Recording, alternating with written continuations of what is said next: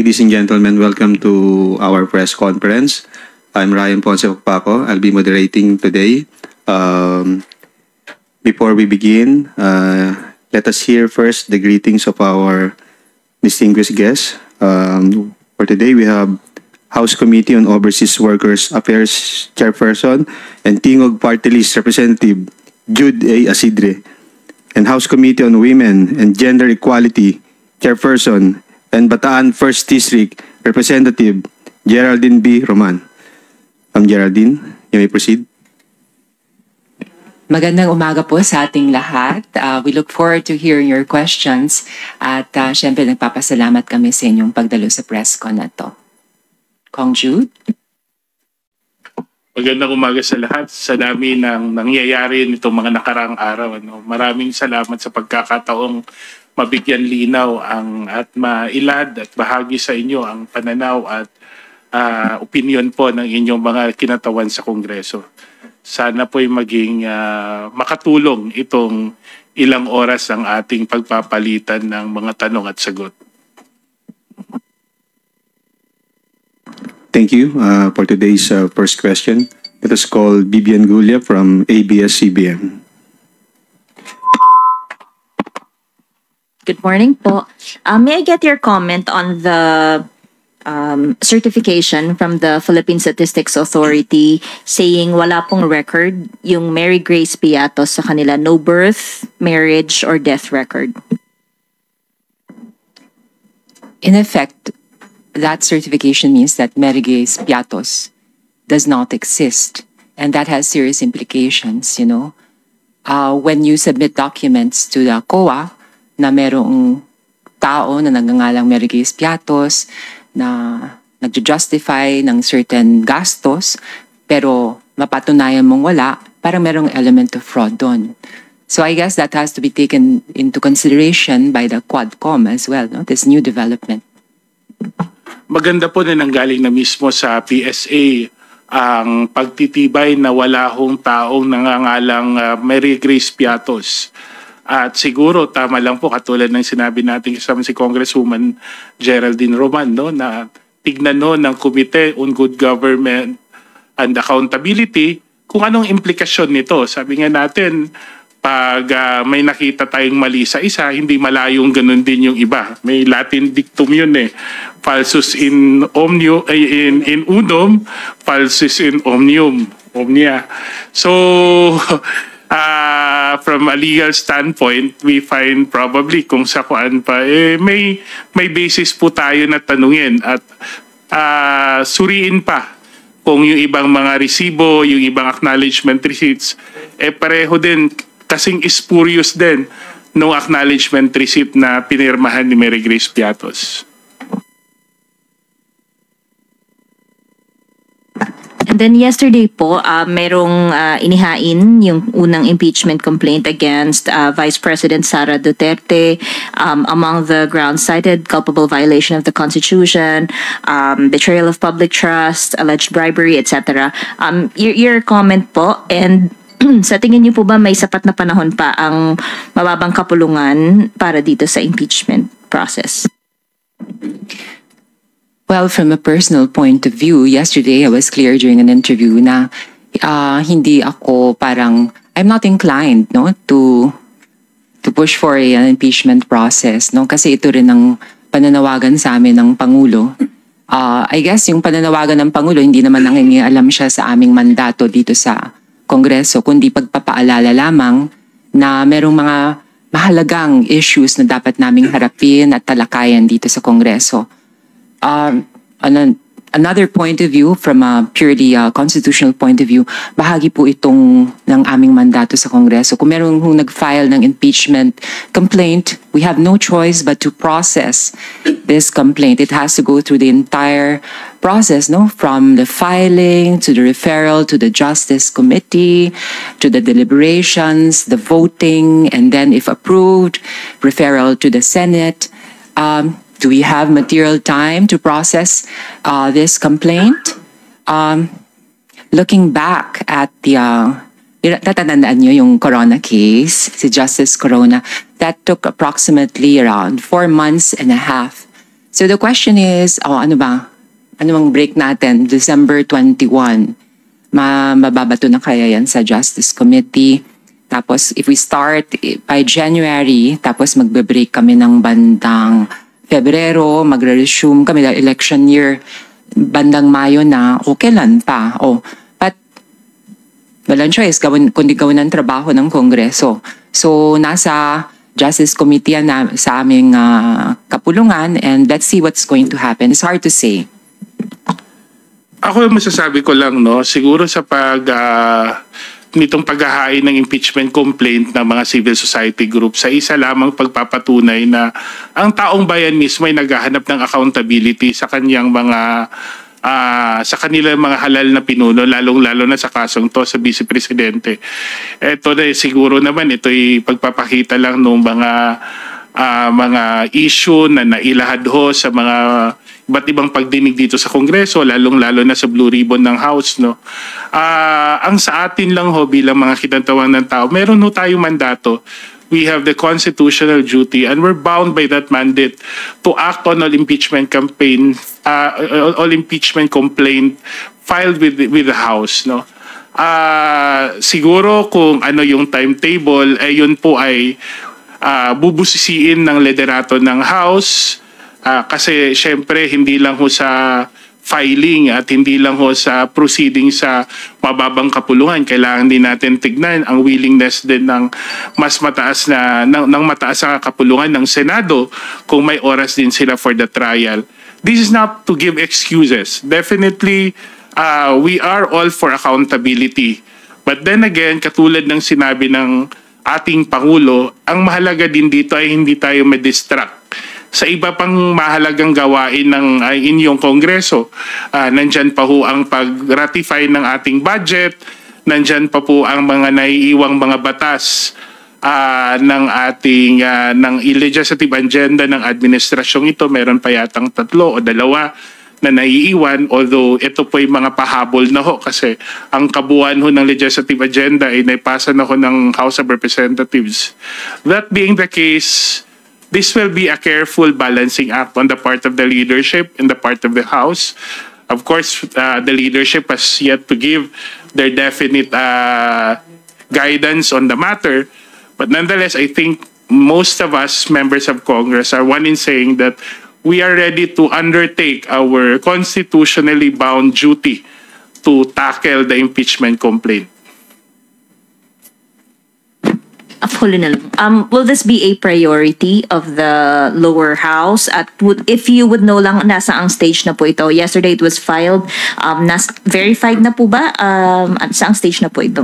It was filed yesterday, no, and we have 10 days for it to be referred by the Speaker to the plenary.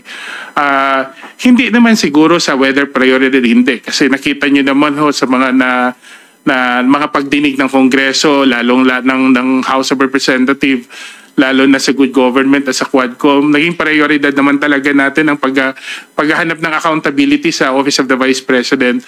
Ang difference lang sa impeachment, there are clear timelines that we need to observe. Siguro yun na muna sa ngayon, no? Kasi hindi naman ho ito katulad ng ibang legislation na walang deadline. Ito may mga deadline po kaming kailangan isa-alang-alang at I think that would be part of our mandate to observe and undertake.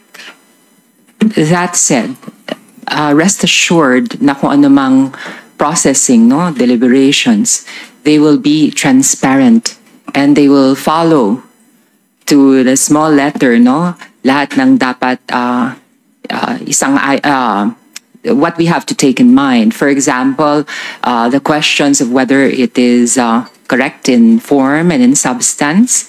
And syempre, papakinggan natin lahat ng panig. Ano? Due process will be followed. And this is in accordance with what we have been fighting for the longest time. And the reason why there is a Quadcom, this is about the rule of law. We want to send a clear message to everyone. Kami po na gumagawa ng mga batas, siyempre, kailangan namin i-uphold ang rule of law. Batas lamang po, walang sinisino, dapat lahat pantay-pantay. Thank you, Bibian. We will take the The next question is from Mela Lismoras of PTV4. Hi, good morning po, Kongs. Reaksyon nyo lang po sa ilang pahayag na lumabas nitong mga nakalipas na araw. May statement po kasi yung DOJ na tuloy lang yung investigasyon nila kay Vice President Sara Duterte. Dito nga sa mga binitawan nitong pagbabanta sa buhay nila, PBBM, First Lady and Speaker Romualdez. Ano pong masasabi nyo rito given na yun nga may impeachment complaint na rin versus Vice President Duterte? Well, that is a totally separate and independent process. Kanya-kanya tayong trabaho. Basta as far as we're concerned, we have a mandate to process this impeachment complaint. Ngayon, we're not the ones who are going to tell the Justice Department to do their work. But we should let our government agencies do their work freely, independently, with transparency, with honesty. So, yun lang ang masasabi ko kasi ayoko makialam sa trabaho ng executive. I think it's also important for the people to understand the difference between the proceedings in DOJ at yung ginagawa ho natin sa Kongreso. Una sa DOJ po, ito'y separate na proseso po ng ekutibo involving the criminal liability ng mga ng Vice President. Yun po ay iba po sa proseso na pinagdadaanan naman sa pababang kulungan, which is impeachment, which is a political legislative procedure, no? Political legal procedure. In fact, we want to highlight also na ang trabaho din ng House is simply to impeach. Hindi rin kami ang magko-convict. Ang magko-convict po nun ay ang Senado. So it's good that we have all this better and sabihin na lang natin mas klarong appreciation ng mga proseso kasi alam niyo naman sa social media kung ano-anong sinasabi. Hindi ho ibig sabihin na pag na-impeach yun na yun. Meron pa hong laban sa Senado kung saan ang magiging prosecutors ang lower house naman sakasakaling umabot tayo sa puntong yun. Opo, and sa PNP naman, Kongs, kasi may sinabi ang PNP kahapon na wala pa rin silang info about the credible threat sa buhay ni VP Duterte. Sabi ni PNP spokesperson Jean Fajardo, may sinasabi po ang ating Vice Presidente na meron siyang documented threats. Pero yun nga, hindi pa po tayo nabibigyan ng kopya ng sinasabi ng documented threats na ito. Ano po masasabi nyo rito? Lalo pat ito rin yung pinagmulan nung kanyang outburst nga na humantong pa sa pagbabanta naman umano sa buhay ng nina President Marcos, First Lady at Speaker Romualdez. This is how I look at it, you know. Honestly, wala akong naramdaman o na-perceive na pagbabanta sa buhay ng ating Vice Presidente. And looking at the videos of her threats against the President and her claim na siya ang pinagbabantaan ng buhay, parang ang interpretation ko doon ay parang it's a call for help. Maybe naghahanap siya ng simpatya mula sa kanyang mga supporters and it's non-existent para sa akin. Hindi ako naniniwalang may pagbabanta talaga sa buhay ni VP Sara. But what we have established and what we have seen is talaga mayroong pagbabanta sa buhay ng ating Pangulo. Alam niyo, sa totoo lang, tama po si Congresswoman Roman. Kung meron hong pagbabanta, isa lang ho ang narinig natin nagbigay ng pagbanta. Ang nagbanta lang ho ang Vice President. Kung naririnig natin sa mga iba't ibang news at iba't ibang mga report ng ating mga law enforcement agency, mamilitary man, mapulis, wala hong proof na meron hong attempts o threats sa buhay at safety ng ating Vice President. Kung wala hong makapagtibay na iba, siguro nasa isip lang ho ng Vice Presidente. All these perceived threats are all in the mind of the Vice President. And to be honest, since she is the second highest official of the land, for her to verbalize these threats without clear evidence is, I think, grossly irresponsible. Kasi bilang presidential successor, itong mga pagbabanta nito will definitely affect the stability of our country. And for someone with that mandate to express this without clear evidence is basically contributing to greater instability na hindi makakatulong sa ating bansa. Sana ho, naisipan ng Vice Presidente na before siya magsambit, magpakita sana sila ng ebidensya at patunay. At hindi lang ho yung ebidensya nang galing sa kanila. Sana po ito yung nasuri ng ating kapulisan at ng ating militar. Opo, sorry, last na po. Sa isang pahayag, sinabi po niya dating Congressman Nery Colmenares na tumatayo ding one of the councils for drug war victims na the International Criminal Court may have finally wrapped up its investigation and maybe now preparing for trial. Ano pong masasabi nyo rito given na yung mga issue ukol sa war on drugs ay tinatalakay rin dito sa Kamara, particularly ng House Squad Committee? Actually, no, we do not recognize for now the jurisdiction of the International Criminal Court. That's within the purview of the executive to undertake the diplomatic or the foreign policies recommendation in that respect. Ang Kongreso po ay kinikilala ang paninindigan at ang posisyon ng ehekutibo sa usaping ito. At dahil po doon, tuloy-tuloy lang ho ang anumang investigasyon na gagawin ng Kamara sa usaping ito. Ang sa akin lang ho, sana ho kung mangyari man ang trial, ito'y ikonsidera na isang pagkakataon ng mga tao, mga individual na pinangalanan, no, yung ating mga ng dating Pangulong Duterte, yung mga kaibigan natin sa Senator Bato de la Rosa, they take the advantage of the opportunity to explain themselves, no, para siguro ito yung maging platform sa kanila. Kung hindi man hustisya to para sa mga AJK victims, baka pagkakataon ito kung meron mang silang masasabi para malinis ang kanilang pangalan o the defender name. Ako, actually, no, pagbabalik tanaw sa Quadcom, nung aking sinusubaybayan yung mga proceedings, nagugulat ako kasi marami mga resource persons since they were incriminating themselves actually. And sometimes with sense of pride pa nga, parang misplaced yung sense of pride na pinagmamalaki na ako'y nagpapatay o ako'y nag-order nito. You will, by their own admission, no? So maybe a better venue would be the ICC that would give them the opportunity to air their sides, no? And also our friends in the Senate nga, si Senator Bato, si Senator Bong, baka yun na nga maging tamang venue para sa kanilang pagpapahayag, no, ng mga katanungang sana sinasagot nila dito sa Quadcom, no, pero hindi naman nangyari.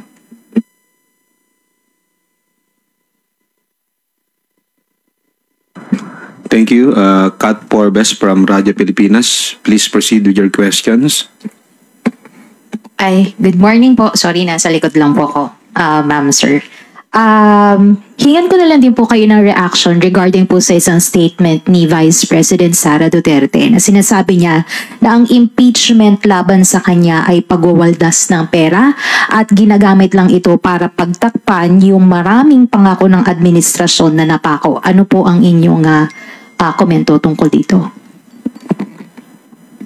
Kung pagwawaldas lang dan, di ba, hindi siguro ang Vice Presidente ang tamang tao para mag-correct ng pagwawaldas. Hindi ko kami ang nakaubos ng 125 million in 8 days or 9 days. But that being the case, no, I don't think that procedures such as impeachment are actually pagwawaldas in a sense.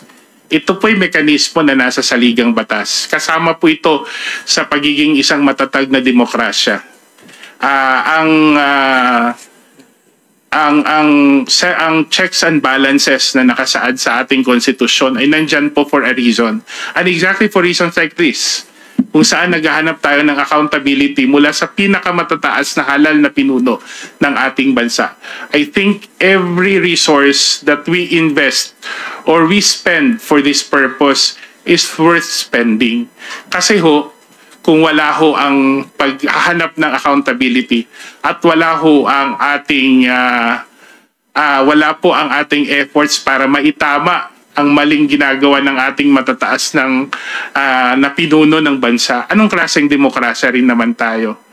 At that being the case, hindi naman ho fair na sabihin na tinatago ng administrasyon kung kitang-kita naman natin ang mga ginagawa ng administrasyon para matugunan ang mga problema ng ating bansa. Kahit kami dito sa House, siguro naman nung naipasa natin ang halos lahat ng legislative priorities ng administrasyon, ito'y klarong patunay na atin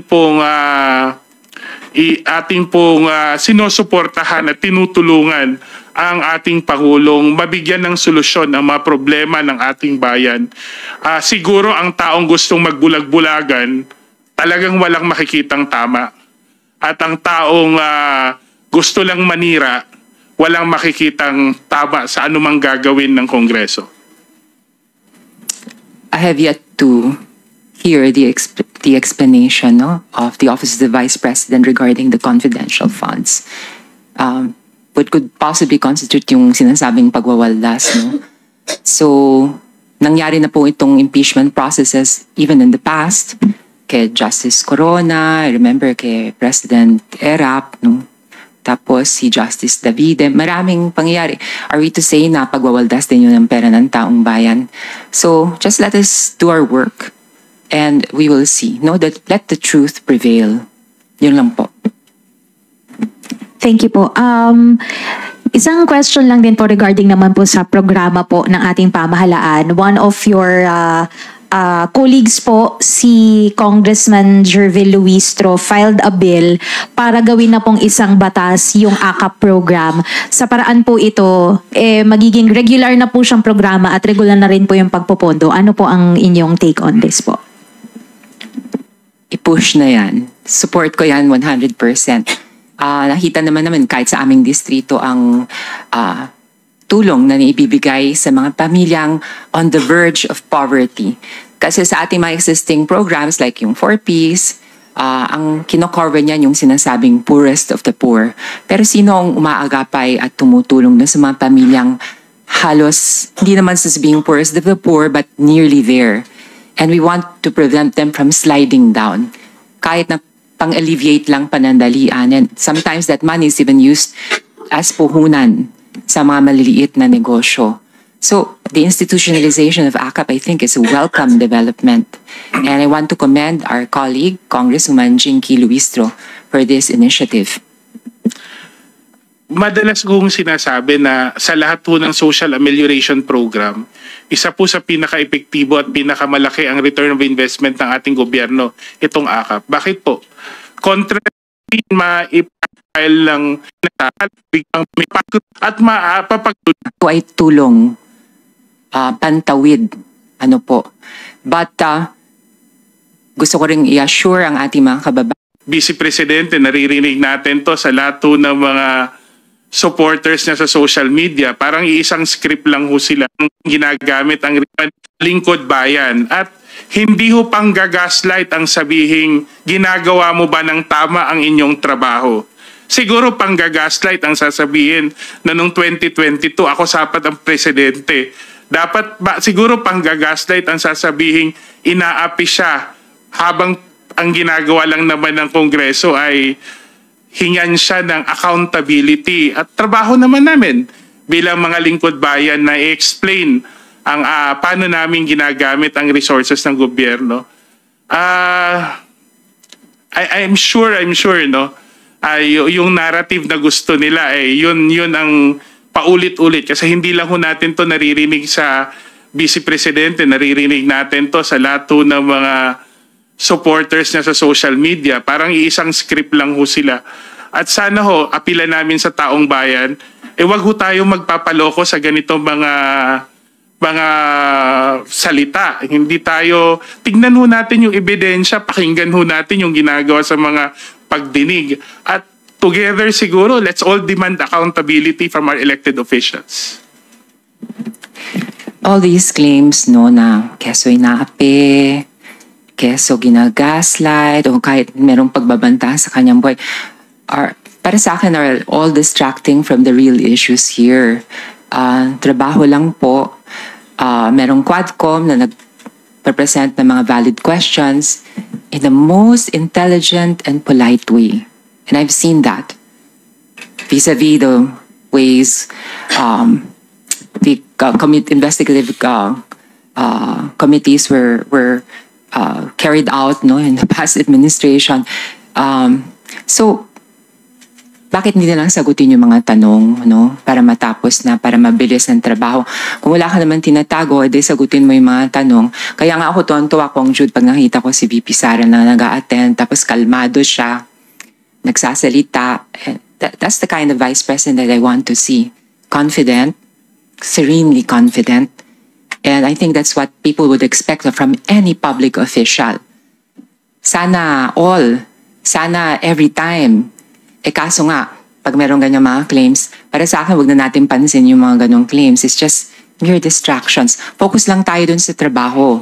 Pagsagot sa tanong, it's as simple as that. Kung wala naman tayong tinatago, edi sagutin natin. Of course, I do not know what is hindering them from answering these questions, and that they have to resort to these ludicrous claims, out of this world.